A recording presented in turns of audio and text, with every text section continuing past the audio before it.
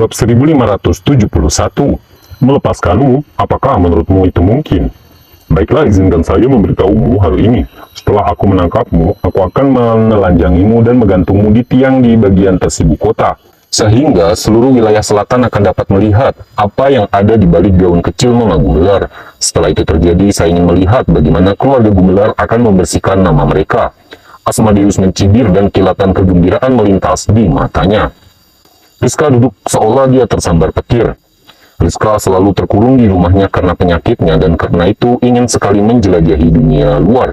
Namun Rizka tidak pernah bermimpi bahwa setelah Iwan berhasil menyembuhkan penyakitnya dan memberinya hadiah kebebasan, Rizka akan jatuh ke tangan seorang seperti Asmodeus sebelum dia mendapat kesempatan melihat dunia. Yang paling membuatnya takut adalah Asmodeus tidak hanya ingin mencemarkannya, dia bahkan ingin mempermalukan dan keluarga Gumelar lainnya setelah dia meninggal. Rizka adalah gadis yang lugu dan tidak pernah bisa membayangkan tindakan kejam seperti itu. Seluruh pikirannya dipenuhi teror yang menegangkan, memikirkan nasibnya yang akan datang. "Tolong aku, ayah, ibu, di mana kamu? Tolong bantu aku." Rizka menangis ketika ketakutan dan keputusasaan meresap ke dalam hatinya. Teriaklah sepuasmu sayangku, tetapi tak seorang pun akan mendengarkanmu meskipun kamu berteriak dengan suara serak. Asmodeus terkekeh. Teror Rizka sepertinya semakin membuatnya bergairah, dan pada titik ini darahnya mendidih karena nafsu. Saat Asmodeus hendak mengulurkan tangan dan memegang Rizka, perasaan buruk muncul di benaknya dan senyuman membeku di wajahnya. "Siapa itu? Keluar! Keluar dimanapun kamu berada!" Asmodeus mengeram dan menoleh untuk melirik tajam ke sebut tuan tamu. Kemudian tanpa ragu-ragu sedikit pun dia melangkah maju dan melepaskan gelombang kekuatan ke arah yang sama.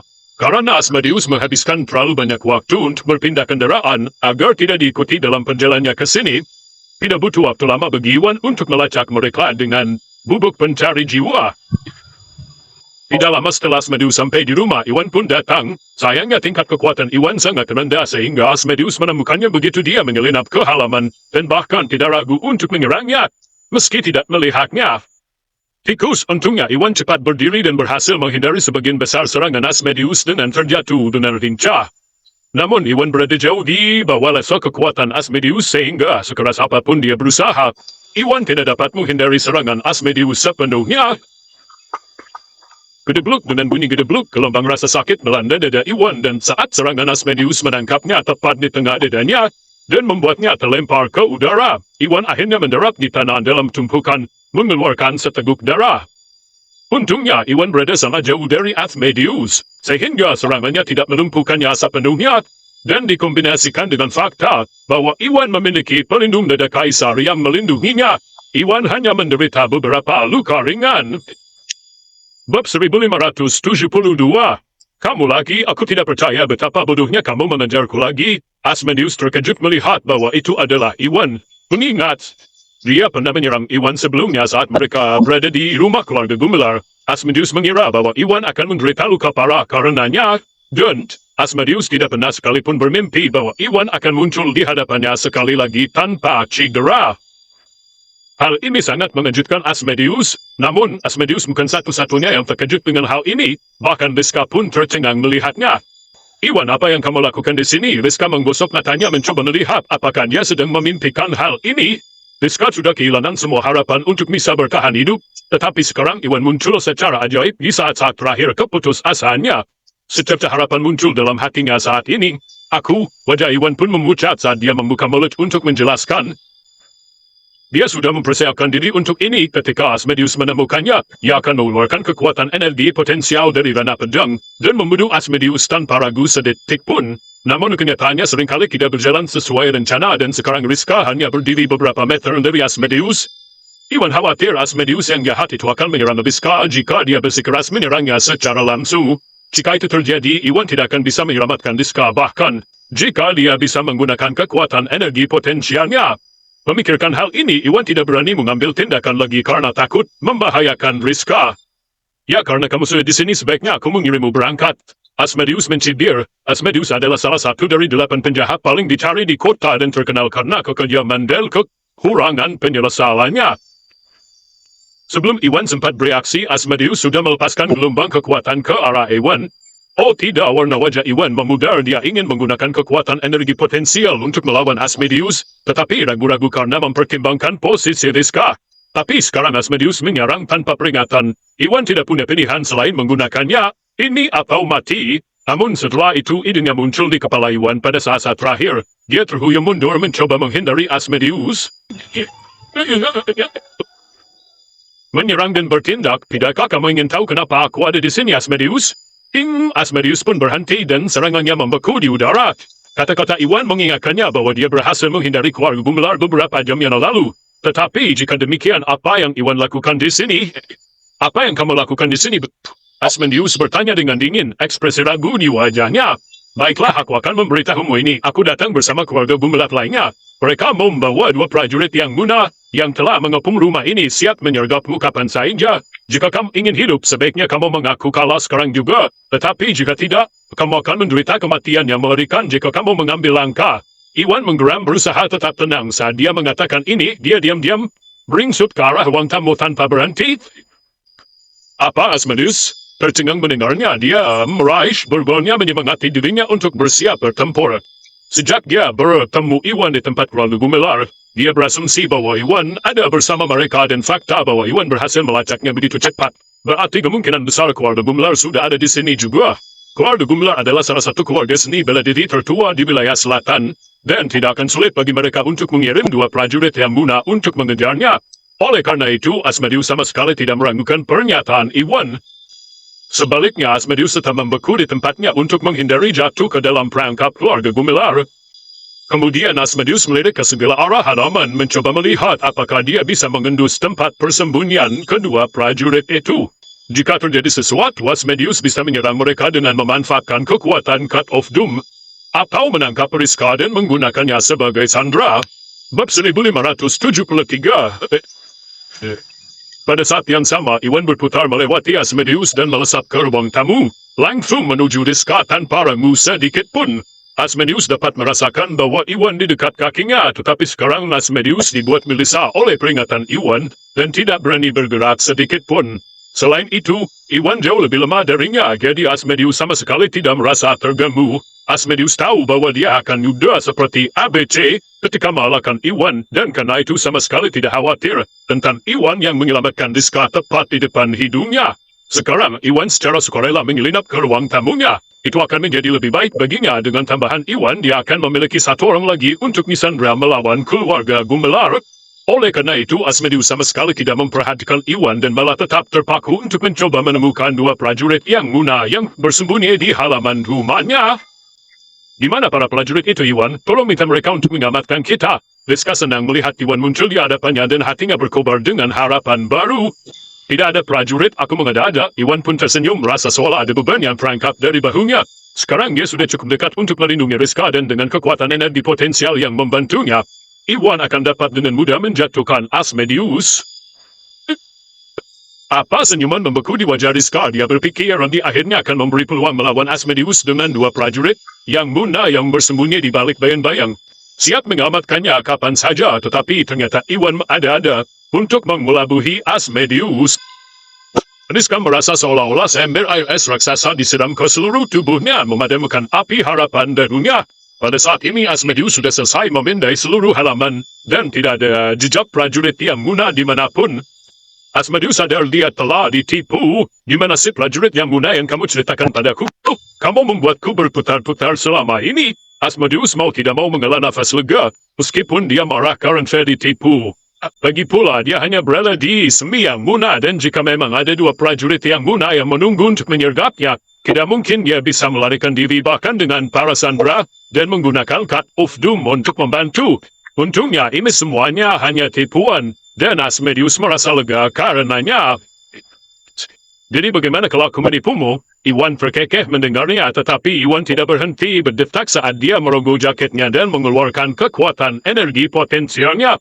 Kamu akan merasakan kemurkaanku. Asmodeus sangat marah dengan sikap Iwan. Tanpa ragu sedikit pun dia melepaskan gelombang energi yang kuat ke arah Iwan, bersiap untuk mengalahkannya untuk selamanya. Hati-hati, Iwan. Warna wajah Rizka memudar dan keputusasaan melintas di wajahnya saat melihat ini. Meskipun Deska tidak mengetahui sejauh mana sebenarnya kekuatan Iwan, Deska sudah menyaksikan bahwa Iwan terjatuh di hadapan Asmodeus 2 kali berturut-turut, dan Deska dapat dengan mudah menyimpulkan bahwa Iwan sama sekali bukan tandingan Asmodeus. Tidak ada keraguan bahwa dia dan Iwan akan menjadi korban Asmodeus hari itu. Orang hanya bisa membayangkan ketakutan dan kekhawatirannya saat menyadari hal itu. Bab 1574. Awak menyesali ini Asmodeus, ambil ini. Iwan sudah bersiap untuk ini dan segera mengeluarkan kekuatan energi potensial rela pedangnya. Mengangkatnya ke atas kepalanya dan menurunkannya untuk mengalahkan Asmodeus untuk selamanya. Aku betapa sembungnya kamu mengatakan hal ini, Bu. Asmodeus tertawa mendengarnya, matanya dipenuhi rasa jijik. Asmodeus sudah akrab dengan kekuatan Iwan dan dengan demikian tahu bahwa keterampilan tempur Iwan jauh dari miliknya. Asmodeus bisa dengan mudah mengalahkan Iwan bahkan tanpa mengedipkan matanya. Namun Iwan berani mengancamnya seperti ini dan Asmodeus merasa geli melihat ini. Bahkan sebelum dia bisa menyelesaikan kalimatnya, apa yang terjadi selanjutnya sangat mengejutkan Asmodeus. Berdebluk gelombang kekuatan meletus di sekitar Iwan saat dia mengeluarkan kekuatan energi potensial, dan seolah-olah udara membeku di sekitar mereka dengan hanya partikel dari kekuatan energi potensial. Berdengung dengan kekuatan. Apa ini? Asmodeus merasa ngeri ketika dia merasakan kekuatan yang terkandung dalam kekuatan energi potensial. Dia belum pernah melihat hal seperti ini sebelumnya, dan meskipun dia sudah berada di Semiang Muna, ia masih merasa kecil sebelumnya. Tidak hanya itu, pengalaman bertempur selama bertahun-tahun memberitahunya bahwa tidak mungkin dia bisa keluar dari situasi ini hidup-hidup, dan ini mengirimkan gelombang kekuatan dan keputusasaan mengalir di nadinya. Sungguh luar biasa. Ariska sudah tercengang dengan ini. Ia dapat memahami bagaimana Iwan berhasil memanfaatkan kekuatan luar biasa tersebut. Meskipun pelatihan seni bela dirinya biasa-biasa saja, untungnya kekuatan energi potensial hanya diarahkan pada Asmodeus dan bukan dia sama sekali, dan dengan Iwan yang melindunginya tidak mungkin kekuatan energi potensial akan menyakitinya, tetapi dia tetap gemetar ketakutan karenanya. Patilah Uduh! Asmodeus tersadar dari pingsannya. Pikiran pertama yang terlintas di kepalanya adalah membunuh Iwan di tempat sehingga dia tidak bisa melepaskan kekuatan ini pada mereka. Namun Iwan sudah mengeluarkannya, jadi semakin dekat Asmodeus semakin besar perlawanan dan kekuatan yang dia rasakan. Asmodeus tahu bahwa jika dia secara paksa mendekat dan masuk dalam radius 1 meter dari Iwan, kekuatan yang dimanfaatkan oleh kekuatan energi potensial akan menghancurkannya menjadi berkeping-keping. Oleh karena itu, tanpa ragu sedikit pun Asmodeus berbalik dan melarikan diri. Sayangnya kekuatan energi potensial Iwan sudah tertuju padanya sebagai target, dan tidak peduli seberapa jauh dia berlari, dia tidak akan bisa lepas dari amarahnya. Ayo cicipi obatmu sendiri, Asmodeus. Iwan mencibir dan melambaikan kekuatan energi potensial di tangannya. Parakannya ke arah Asmodeus melarikan diri dan mengirimkan gelombang kekuatan ke arah itu. Aku akan melawanmu sampai mati jika perlu. Warna wajah Asmodeus memudar saat dia mencoba menahan rasa takutnya. Kemudian dia memanfaatkan kekuatan Cut of Doom. Dia melepaskan gelombang energi Semiang Muna untuk melawan serangan Iwan. Iwan sedikit gugup saat ini.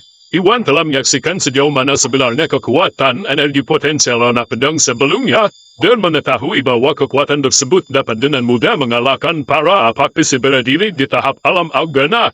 Namun mansab kehancuran adalah senjata yang guna dan tidak boleh diremehkan. Selain itu, Iwan tidak yakin dengan tingkat kekuatan Master Wulio, dan apakah hadiah yang dia berikan dapat mengalahkan Asmodeus. Namun apa yang terjadi selanjutnya membuktikan kepada Iwan bahwa dia telah meremehkan Master Wulio. Bab 1575. Dengan bunyi memekakan telinga, kekuatan energi potensial Iwan merobek serangan Asmodeus dan mendarat tepat di tengah dadanya. Tidak hanya itu, tetapi energi melonjak menembus dirinya, keluar dari sisi lain dan meninggalkan lubang seukuran mangkuk di dagingnya. Bagaimana ini bisa terjadi? Asmodeus menundukkan kepalanya untuk menatap lubang di dadanya. Matanya membelalak karena terkejut dan ngeri. Kemudian dengan suara keras tubuhnya terjungkal ke depan dan mendarat di tanah, menandakan akhir dari hidupnya yang menghebohkan. Ini luar biasa, bagaimanapun juga trik Master Wulio berhasil. Iwan sangat senang melihat hal ini. Iwan akhirnya menyadari betapa kuatnya gurunya. Bahkan senjata yang guna pun tidak mampu melawan serangan Master Bulyo. Rizka semakin terkejut dengan hal ini. Rizka menjelokkan kepalanya dari belakang Iwan dan mengusap matanya. Ketika dia melihat tubuh Asmodeus tergeletak di lantai, tidak bisa mempercayai kedua matanya sendiri. Iwan, kamu membunuh Asmodeus, ini luar biasa. Rizka merasa sangat senang dengan hal ini sehingga wajahnya memerah karena kegembiraan. Kemudian Rizka mencengkram dengan Iwan dan menari-nari dengan gembira. Rizka telah menyaksikan sejauh mana sebenarnya kekuatan Asmodeus sebelumnya. Ini adalah penjahat yang sangat kejam, sehingga bahkan ayahnya Agus atau ahli bela diri keluarga Gumelar manapun tidak dapat mengalahkannya. Ketika dia menculiknya, mereka sangat bingung sehingga tidak ada dari mereka yang bisa melakukan apapun selain melihatnya pergi bersamanya. Namun sekarang Iwan mengalahkan iblis ini sendirian dan mengamatkannya tepat pada waktunya. Orang hanya bisa membayangkan kegembiraan dan kebahagiaan yang Rizka rasakan. Nona Gumelar, izinkan saya membantu Anda keluar dari sana. Iwan melirik lengan kemeja Rizka yang robek, lalu melepas jaketnya dan menutupinya kemudian dengan beberapa dorongan. Iwan melepaskan Rizka dari ikatannya dan memulihkan kekuatannya. Terima kasih Iwan, terima kasih telah menyelamatkanku tepat pada waktunya. Jika tidak ada yang tahu bagaimana aku akan berakhir. Belum kehangatan menyebar di hati Rizka ketika Rizka merasakan aroma kehangatan Iwan mengalir dari jaketnya. Rizka tahu bahwa jika Iwan tidak muncul tepat pada waktunya, Rizka tidak hanya akan dinodai oleh Asmodeus tetapi bahkan mungkin disiksa sampai mati. Setelah itu Asmodeus akan menempatkan mayatnya di bagian kota tersibuk untuk membalas dendam kepada keluarga Gumelar. Ini adalah pemandangan yang masih membuatnya merinding memikirkan hal ini. Yang khawatir semuanya sudah berakhir sekarang. Iwan meyakinkannya tersenyum ketika dia merasakan ketakutannya. Ya, semuanya sudah berakhir sekarang. Rizka menyeringai. Rizka menatap Iwan dengan lembut saat sensasi aneh menyebar di dalam hatinya.